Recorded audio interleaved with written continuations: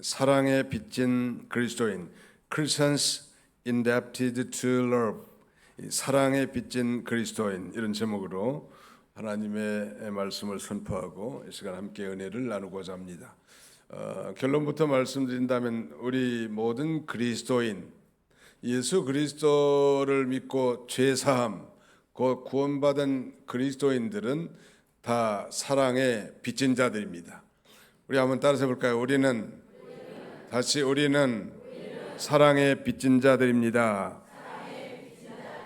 네, 성경에는 빚진 자는 체주의 종이 되느니라, 잠언 22장 7절에 그랬고, 우리 속담에도 빚진 죄인이란 말이 있는데, 아무튼 빚을 진 사람은 그 빚 때문에 빚을 갚아야 한다는 그런 부담감 때문에 종종 길을 펴지 못하고 사는데, 그런 면에서 이 빚은 갚아야 심령이 자유로운 것입니다.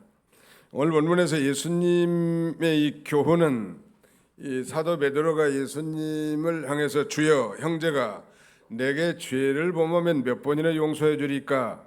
7번까지 하리까? 이렇게 대담하게 질문하는데, 이 질문에 대한 답변을 예수님께서 말씀하신 것입니다. 당시 유대 랍비들은 다른 사람이 잘못하면, 다른 사람이 내게 죄를 지으면 적어도 3번까지는 용서하라고 가르쳤다고 합니다. 그래서 베드로는 형제가 범죄하면 7번까지는 용서하면 되겠느냐고 질문함으로써 감히 예수님의 칭찬을 기대했을지 모릅니다. 랍비들보다 더 수준 높은 용서.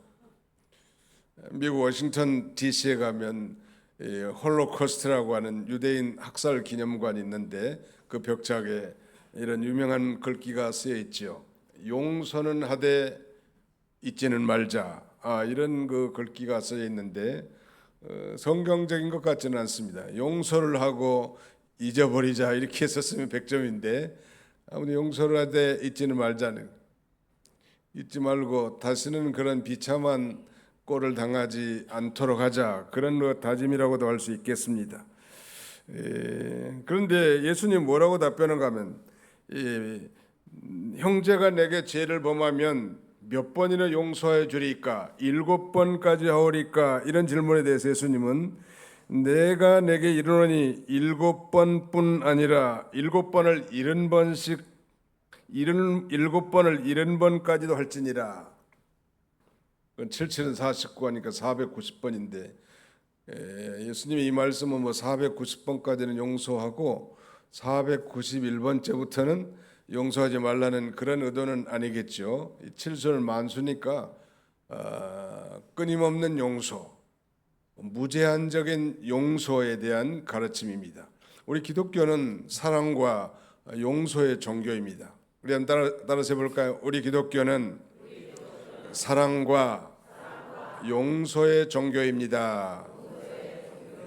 혹시라도 여러분 마음 가운데 다른 사람을 용서하지 못한 악감을 품고 있다면, 이 시간 예수님께서 말씀하신 것처럼, 나는 용서가 잘 되지 않지만 예수님이 말씀하셨으니까 진정으로 용서함으로 심령의 자유를 누리시기를 주님의 이름으로 축원합니다.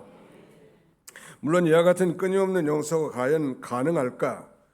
인간 스스로의 본성과 의지로는 불가능하죠. 인간의 힘으로는 불가능하다는 거예요. 어떻게 하면 가능할까요? 그리스도인이라면 성령을 받은 자이니까 성령 안에서 하나님께서 우리에게 베풀어 주신 그 엄청난 용서와 사랑을 기억한다면, 기억하고 산다면 그것이 가능할 것이고요. 다른 하나는 내 마음으로는 용서가 되지 않지만 주님께서 용서하라고 하신 주님의 명령을 따라 용서하니까 용서가 되는 것입니다. 용서가 돼서 용서하는 것이 아니라 용서를 하니까 용서가 된다. 그 말이 그 말 같고 저 말이 그 말 같지만 중요한 말이, 한번 따라서 해볼까요? 용서가 돼서 용서하는 것이 아니라 용서하니까 용서가 됩니다. 그게 비밀이죠. 용서해 본 사람은 깨달을 수 있는 비밀이라고. 우리 기독교는 바로 70번씩 7번씩 70번이라도 끊임없이 무제한적으로 형제가 잘못했다고 한다면 용서해주는 그런 종교라는 거.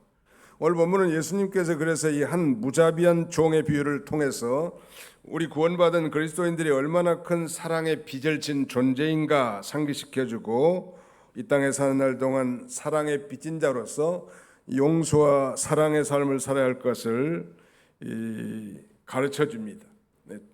오늘 본문 18장은 천국에서 큰 자에 대해서 말씀하는데 이 천국이 바로 용서의 나라고 사랑의 나라인데 우리가 죽은 다음에 천국에 다 들어가겠지만 우리가 살아있는 동안의 천국은 오늘날 이 교회가 바로 천국의 지점과 같습니다. 그러므로 이 교회는 교회 안에 구성원들인 우리 그리스도인들은 서로 용서하고 사랑의 삶을 실천해야 될 것을 가르쳐 주는 것입니다.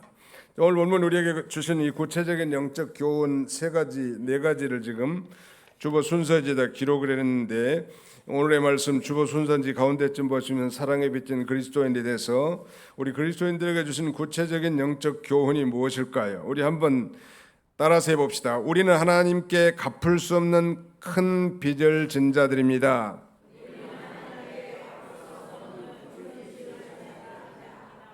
우리는 하나님의 은혜로 큰 빚을 탕감받은 자들입니다. 우리는 다른 사람의 작은 빚을 탕감해 주어야 합니다. 무자비한 자들은 하나님의 심판을 피할 수 없습니다. 오늘의 설교의 요점입니다. 우리 모든 인간은 태어날 때부터 우리 하나님 앞에 갚을 수 없는 큰 빚을 진 자들인데 긍휼에 풍성하신 하나님의 그 큰 사랑으로 그 은혜로 그리스도인이라면 그 큰 빚을 모두 단번에 영원히 탕감받은 그런 존재입니다. 그러므로 이 놀라운 하나님의 사랑, 탕감받은 그런 그 사랑의 감격에서 살면서 다른 사람이 내게 행한 그 과실, 다른 사람이 내게 잘못한 것들을 끊임없이 용서해주는 삶을 살라는 거예요. 만일 그렇지 않고 용서하지 않고 무자비하게 사는 인생은 반드시 하나님의 심판대 앞에 이 책임을 물음을 받게 될 것을 오늘 본문은 성경에서 자세하게 가르쳐주고 있습니다. 좀 더 구체적으로 살펴보고자 합니다. 우리는 하나님께 갚을 수 없는 큰 빚을 진 자들입니다. 여러분들 혹시 살면서 큰 빚을 진 적이 있습니까? 아마 그렇다면 잠도 잘 안 오고 정말 그 빚 갚을 생각에 스트레스도 많이 받고 그럴 것 같은데 오늘 본문에 등장하는 이 빚은 1만 달란트, 즉 10,000달란트의 빚을 진 자가 있습니다. 갚을 길이 없는 엄청난 이 빚입니다. 이것은 자기가 평생 노력하고 수고하고 돈을 모으고 저축한다 할지라도 갚을 수 없는 거예요. 그런데 주인 되시는 임금 되시는 주인께서 다만 그를 불쌍히 여겨서 그 모든 빚을 다 탕감해 준 거예요. 그럼 너무너무 감사해야 될 텐데 이 종이 나가서 자기에게 조금 빚진 100데나리온 정도의 빚을 진 동료의 빚을 탕감해 주지 못하고 오히려 목을 잡고 감옥에다 쳐넣어가지고 이렇게 무자비한 행동을 취함으로 자신의 빚을 탕감해 준 그 임금 앞에 심판을 받을 수밖에 없다는 이 비유를 통해서 우리 그리스도인들이 자신들이 얼마나 엄청난 큰 빚의 탕감을 받은 걸 먼저 인식하고 그 용서와 사랑의 감격에서 평생 다른 사람들의 과실을 진정으로 용서해주고 사랑해주는 삶을 사십시오 하는 그런 그 설교의 핵심이라고 할 수 있겠습니다. 1만 달란트는 도대체 돈이 얼마나 될까? 이 달란트는 성경에 나오는 최고의 화폐 단위인데요. 이 당시 화폐 단위로 1달란트는 6천 데나리온이고 1데나리온은 남자 성인의 하루 품삯이기 때문에 일반 달란트는 그러니까 뭐 6천만 명이 하루 일한 품삯 정도에 해당하는 어마어마한 금액이죠. 우리나라의 장정 하루 품값을 한 건설 노동자를 기준으로 15만 원을 잡는다면 1만 달란트의 빚은 무려 9조에 해당돼요. 9조. 우리는 감각이 없죠. 억을 넘어가면 아무튼 가난하게 살다 보니까. 근데 어마어마한 빚이요. 어떤 이는 이 9만 달란트가 노동자 한 사람이 약 9만 일, 약 250년을 꼬박 일해 벌 수 있는 액수라고 말하고 거기에다 10,000배를 더했으니 뭐 250만 년을 일을 해야 갚을 수 있는 돈. 이게 도저히 변제할 수 없고 도저히 채무를 이행할 수 없는 그런 상태의 사람을 하나님이 다만 그 임금이 불쌍히 여겨서 다 용서해 주는 거예요. 여러분, 이건 내가 단순한 돈의 얘기가 아니라 오늘 우리 모든 인간은 태어날 때부터 정말 도저히 갚을 수 없는 1만 달란트와 같은 죄의 빚을 안고 태어난 것입니다. 아무리 평생 벌어도 갚을 수 없는 빚, 이 죄의 빚입니다. 우리가 노력한다고 해서 갚아지는 것도 아니고 열심히 저축한다고 해서 갚을 수 없는 그런 빚이 바로 죄의 빚입니다. 그 죄의 빚을 갚을 이 능력이 없는 전적 무능력자, total inability, 이런 상태로 태어납니다. 아담의 후손으로 태어난 모든 인류는 다 전적 부패하고 전적 무능력한 상태로 태어나서 자신의 힘과 노력과 선행으로 그 죄의 빛이 다 탕감되고 씻어지고 치유되는 것이 아니라는 것. 인도의 어머니라고 할 수 있는 이 겐지스강이 있는데, 인도 사람들이 주로 믿는 종교는 힌두교인들인데, 이 힌두교인들은 매년 그 겐지스강에 목욕을 함으로 자신의 죄를 씻는다고 믿고 그런 목욕, 입욕 행위를 합니다. 그러나 죄송하지만 겐지스강에 목욕한다고 죄가 씻어지는 게 아니죠. 히말라야의 고산지대에 사는 이 사람들은 그 고산지대에 정말 기어서 아니면은 걸어서 그 엄청난 순례길을 행함으로 자신의 죄가 씻어진다고 믿고 그런 거룩한 순례길을 행하지만 그런다고 해서 죄가 씻어지는 것이 아닙니다. 이 죄의 빚이 탕감되고 죄가 씻어지는 유일한 길은 바로 예수 그리스도의 피밖에 없는 거예요. 믿으시면 아멘 합시다. 율법을 쫓아 거의 모든 물건이 피로써 정결케 되나니 피가 없이는 사함이 없느니라 라고 말합니다. 왜냐하면 육체의 생명은 피에 있기 때문입니다. 육체의 생명은 피에 있나니 내가 이 피를 너희에게 주어 제단에 뿌려 생명을 속하게 했나니 생명이 피에 있으므로 피가 죄를 속하느니라. 그러므로 우리의 이 1만 달란트 같은 이 죄의 빚이 깨끗하게 씻는 유일한 비결은 우리의 힘으로 불가능하기 때문에 우리의 빚을 완전히 탕감해 줄 채무의 대행자이신 예수님을 하나님이 보내주신 것입니다. 그래서 그 예수님이 우리가 죄인 되었을 때, 우리가 알지 못했을 때 그가 우리의 모든 죄의 빚을 지고 저 십자가의 저주의 형벌을 당함으로 단번에 영원히 우리의 죄의 빚을 다 탕감받게 한 거예요. 정말 그것이 믿어진 사람들은 복 있는 사람. 우리 교회 십자가를 이렇게 2개를 달았는데 이 십자가에서 정면으로 보이는 이 빌라에 사신 분이 불편한 것 같아요. 저는 처음에 이제 예배당을 수리할 때는 테스트 겸 해가지고 십자가 네온을 밤새 켜놨거든요. 그래서 항야로 오셨더라고, 자전거 타고. 와가지고 십자가에 불이 전에는 하나 있는데 왜 둘이냐. 이쪽 곳은 괜찮은데 이쪽 게 자기 유리창에 비쳐서 생활하는데 지장이 있다. 그러시죠. 그러면서 한 가지 제안을 해요. 저 십자가 불이 빨간 불인데 좀 하얀 것으로 바꿔줄 수는 없느냐. 그런 요청을 해서 죄송하지만 저 십자가의 네온이 빨간색인 것은 바로 예수 그리스도의 피가 붉은 피이기 때문에 그 피로 우리가 죄의 빚을 탕감받은 것을 기억하도록 그렇게 한 것이고, 선생님이 요청하신 것에 대해서는 우리가 그러면 저녁에는 10시까지만 네온을 켜고 10시 이후에는 끄도록 하겠습니다. 그렇게 말씀드렸더니 만족한 표정으로 돌아가셨습니다. 그러면 된다고. 우리가 뭐 원래부터 밤새 킬 생각은 전혀 없었으니까요. 질문 하나 해야 되겠네.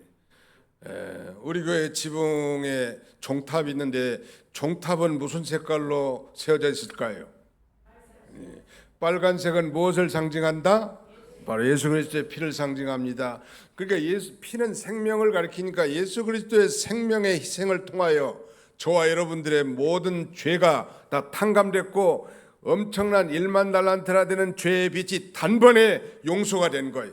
공짜로. 다만 하나님이 우리를 불쌍히 여겨주셔서 누구에게? 믿는 자에게. 이것을 믿으십니까? 네, 이걸 믿는 것이 믿는 분들이 복된 자들이야. 나는 이게 믿어져요. 여러분도 믿어지시나요? 저는 어려서 나이 8살에 어머니 손을 잡고 교회 나가기 시작했지만 그게 안 믿어지더라고. 그러나 교회는 나갔고 하나님이 계신 줄 믿었지요.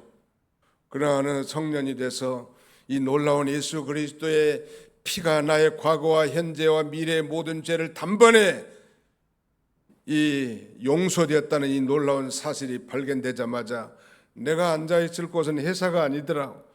어디 가서 복음을 증거하고 이 피의 복음을 외쳐야 되겠다는 그런 간절한 소명감을 느끼게 됐고 여기에 이르게 된 거예요. 누군가는 내가 정신없는 행동을 했다고 판단했다고 생각할지 모르지만 나는 지극히 정상적인 생각을 가지고 이 길에 나선 거예요. 바로 우리는 1만 달란트의 죄의 빚을 탕감받은 자입니다. 원래 그걸 타고날 때부터 가지고 있었는데, 그러므로 중요한 것은 그 놀라운 하나님의 사랑과 용서, 탕감받은 그 은혜의 감격에서 살아가는 게 중요해요. 그리고 이제 이 100데나리온, 100데나리온의 빚을 나에게 진 동료들, 가족들, 친지들, 이웃들의 죄의 빚을 탕감해주는 삶을 살라는, 그게 바로 우리 주님이 원하시는 삶이에요. 별로 감동이 안 되는 것 같아요. 저 혼자만 떠드는 것 같은데. 어느 중년 집사님이 계셨는데 그는 늘 밝고 성실한 분이었습니다. 그런데 몇 년 전부터 원인 모를 그 위장병에 시달렸습니다. 약을 써도 안 듣고 음식을 조절해도 속이 늘 쓰리고 소화가 잘 되지 않아 병원을 전전한 거예요. 의사들도 이건 뭐 백방으로 처방해도 효험이 없어서 특별한 원인을 찾지 못했는데 결국은 그 상담을 통해서 내면을 돌아보게 됐습니다. 그 과정에서 그는 10년 넘게 마음속으로 미워하면서 용서하지 못한 사람이 있다는 걸 깨달은 거예요. 가까운 친척에게 깊은 상처를 받았는데 그 일을 마음속에 꽁꽁 묶어두고 늘 나는 절대로 용서할 수 없어, 이런 생각을 품고 살았던 것입니다. 카운셀러는 그에게 용서하지 못하는 마음이 계속 긴장감을 주고 그것이 위장을 비롯한 몸의 여러 부분을 병들게 한다고 조언해 줬고, 이 상담사의 조언이 돼서 처음에는 받아들일 수 없었지만 오랜 기도와 말씀을 묵상을 통해서 그는 결국 그 사람을 이제 주님 앞에서 용서하기로 결단을 합니다. 놀라운 사실은 진심으로 그 용서하지 못했던 그 친척을 용서하는 순간부터 속에 통증이 점점 사라지고 위장병 증세가 크게 호전되었다는 것입니다. 그리고 그는 이렇게 고백합니다. 내가 그 친척 그 사람을 묶어둔 줄 알았는데 사실은 내가 묶여 있었습니다. 이제 마음에서 그를 용서하니 제 영혼이 자유로워졌고 몸도 함께 치유되었습니다. 이건 용서하지 못하는 이 쓴뿌리가 영혼만이 아니라 우리의 육체, 우리의 몸까지 병들게 한다는 사실을 보여주는 좋은 사례인데요.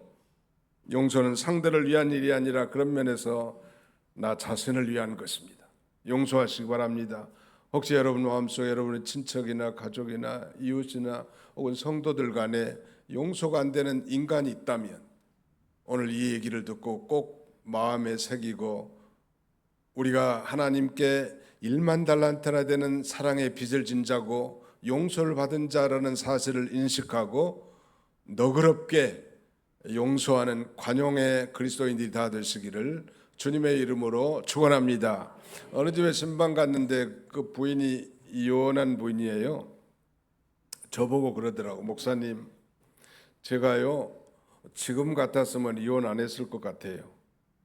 그이가 뭐 외도도 하고 못된 짓 많이 해서 도저히 견딜 수 없어서 이혼했는데 지금 같으면 이혼 안 하고 살 수 있을 것 같아. 믿음이 그만큼 자라는 거예요. 도저히 어떻게 용서할 수 없는 죄가 분명하지만 바로 용서가 안 되는데 용서하라고 하니까 용서했더니 용서가 되고 과거의 자신의 이 잘못이 드러나더라는 거예요. 그러다가 바람 피다가 태풍이 몰 다음에 다시 돌아올 수도 있는 것이고 또 걔가 천산할 수도 있는 거 아니에요? 뭐 지금은 뭐 이혼이 다반사가 됐습니다만 과거에 그 이혼한 부인들의 한결같은 하소연은 왜 그때 내가 이혼을 결단했을 때 아무도 말리지 않았는가에 대해서 하소연했다고 합니다. 모든 일이 마찬가지예요. 아무튼 우리 그리스도인들은 용서의 사람이 되어야 합니다. 너희 간용을 모든 사람에게 알게 하라. 이는 때가 가까움이라. 예수님의 재림이 가까우면 가까울수록 다른 사람을 너그럽게 용서해주는 복된 성도들이 다 되시기를 주님의 이름으로 축원합니다. 우리는 하나님의 은혜로 큰 빚을 탕감받은 자예요. 엄청난 빚. 아니 우리 일생에 저축하고 투자하고 노력해서도 갚을 수 없는, 말하자면 영적 파산자와 같은 자인데 긍휼에 풍성하신 우리 하나님의 그 놀라운 사랑으로 우리의 모든 죄의 짐을 단번에 우리의 채무의 대행자신 예수 그리스도가 대신 짊어지심으로 우리에게 자유를 주신 거예요. 이것을 깨닫고 기억하고 성령 안에서 살 때 우리도 형제들이 내게 진 백단나련의 죄, 즉 형제가 내게 범한, 가족이 내게 범한, 이웃이 내게 범한 과실을 넉넉하게 용서할 수 있는 것입니다. 용서하면 자기가 사는 거예요. 상대보다도 자기가 살아. 옛날에 한번 말씀드린 것 같은데 한 어린아이가 그 자기 할아버지들이 뭐 땅 때문에 서로 싸우다가 상대편 할아버지가 자기 할아버지를 미끄러 넘어뜨렸는데 그만 죽은 거예요. 자기 할아버지가. 그리고 이 소년이 생각하기를 내가 자라나서 법을 공부해가지고 판사가 돼가지고 내가 저 원수를 갚아야 되겠다. 아니나 다를까 법을 열심히 공부해서 판사가 됐는데 문제는 병이 생긴 거예요. 그래서 의사 선생님한테 갔더니 아무리 뭐 처방을 해도 병이 낫나요? 그 의사도 고개를 갸우뚱거리면서 도대체 자기는 최선을 다해서 판사님의 이 주치의로서 이렇게 치료해 주려고 했는데 안 고쳐지는 거예요. 자세히 알고 보니까, 상담해 보니까 이 판사 속에 다른 그 할아버지, 다른 사람을 용서하지 못한 그런 억한 감정이 깊이 뿌리 잡고 있기 때문에 병에 호전이 없고 약을 처방해도 진척이 없었던 것입니다. 그래서 그 카운셀러 겸 의사가 조언을 해준 판사님이 그분을 용서하지 않으면 판사님의 병은 고쳐지지 않습니다. 그러니까 이제 자기도 살아야 되니까 용서할 마음은 없지만 용서라고 하니까 마음에 용서하기로 결단하는 거예요. 놀라운 사실은 그 친구 역시 용서할 마음을 결단한 순간 마음이, 심령이 차오르지고 육체의 이 투약의 효과도 점점 좋아지고 호전되는 거예요. 뭐 극단적인 예일 수도 있긴 하겠습니다만 우리는 그리스도인으로서 엄청난 하나님의 용서의 사랑을 받은 거예요. 그래서 더 중요한 것은 우리 각자가 누구보다도 나는 더 많은 용서를 받았고 누구보다도 더 사랑을 많이 받았다는 깨달음과 인식이 그의 삶을 은혜롭게 장식하게 되는 것입니다. 바울 사도는 그렇게 고백하고 있습니다. 성경에 미쁘다 모든 사람이 받을 만한 이 말이요 그리스도 예수께서 죄인을 구원하시려고 세상에 임하셨다 하였도다. 죄인 중에 내가 괴순이라. 죄인 중에 내가 괴순이라. I am the worst sinner of all sinners in the world. 내가 세상에서 가장 악독한 죄인이다.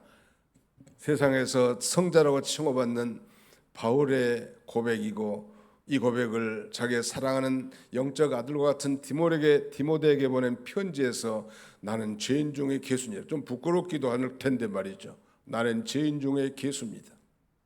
여러분 모든 가운데 제가 고백할 수 있는 한 가지는, 여러분 모두들보다 여기 서 있는 최 목사가 가장 악독한 죄인인 것을 고백합니다. 아이고 목사님 말이나 쉬우니까 그렇게 말하겠죠. 저는 그렇게 믿어요. 이것을 믿는 것이 왜 그렇게 중요한가?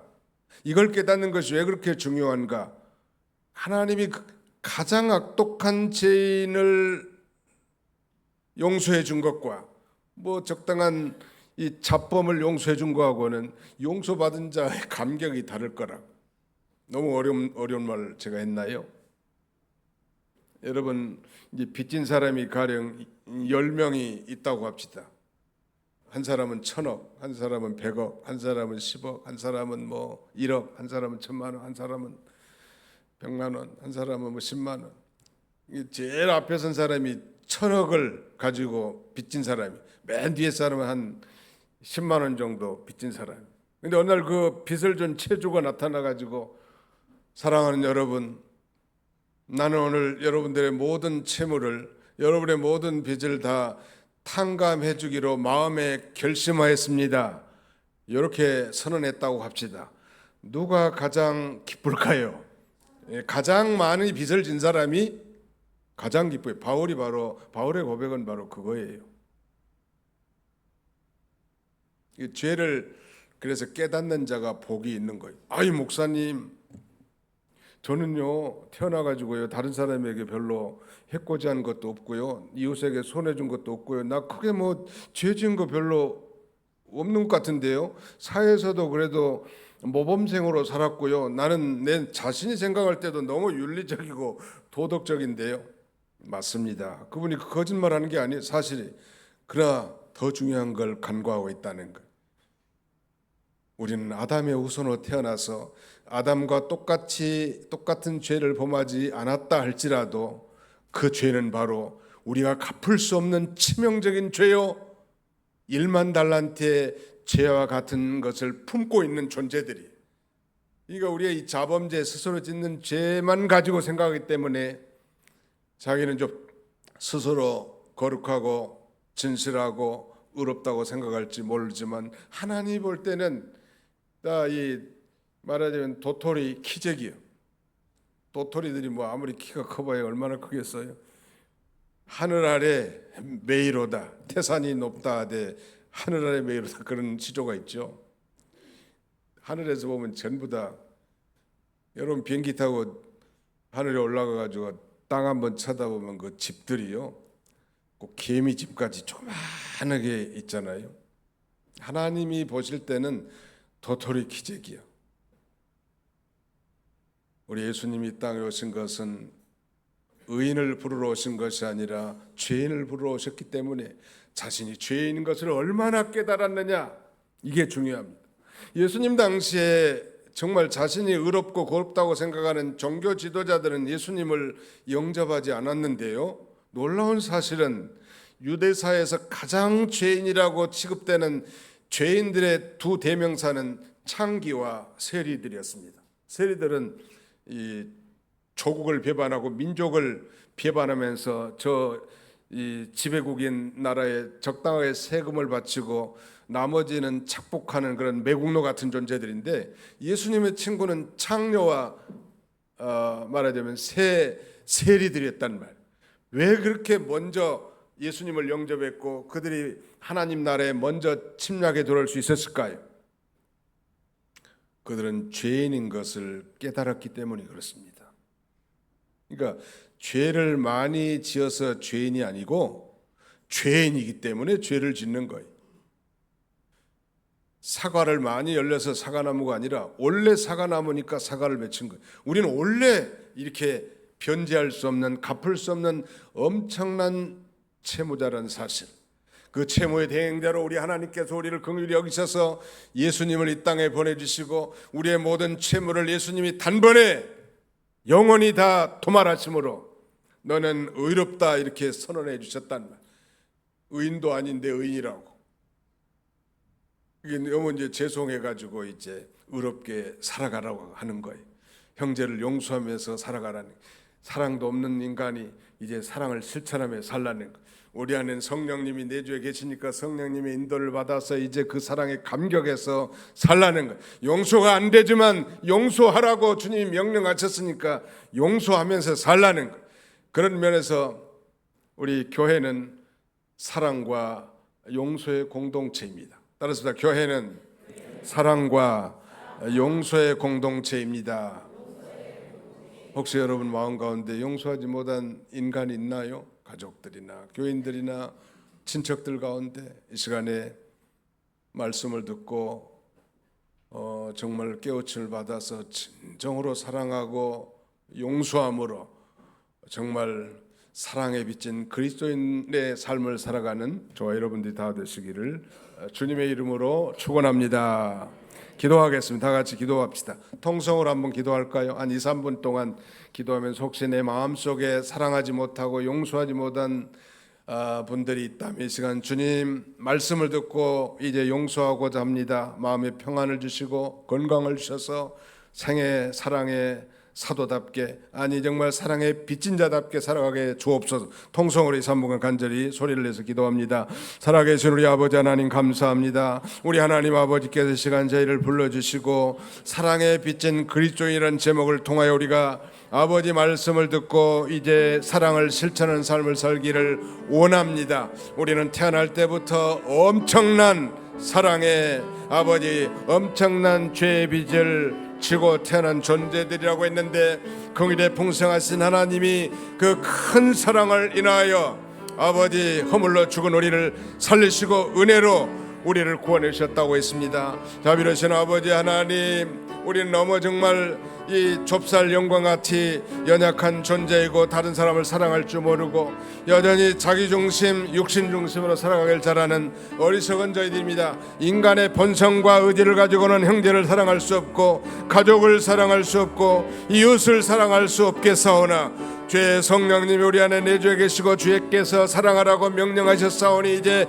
그 명령을 받들어 용서하고 사랑하는 삶을 살아가는 우리 모두가 되도록 우리 하나님이 친히 함께 해주시기를 간절히 바라옵곤 합니다. 오늘 본문에 나타난 무자비한 종과 같이 정말 다른 사람에게 자신들에게 지은 그 죄를 용서하지 못하고 하나님의 심판을 받는 어리석은 자리에 빠지지 않도록 우리 하나님이 함께 해주시고 아버지 하나님 일생 용서의 사람, 사랑의 사람으로 살아갈 수 있도록 우리 하나님 아버지 도와주시기를 원합니다.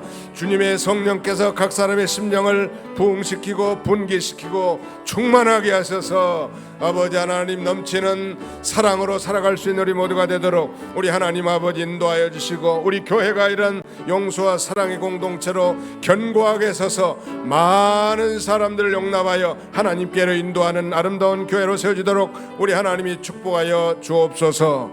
예수님의 이름으로 기도하옵나이다. 아멘.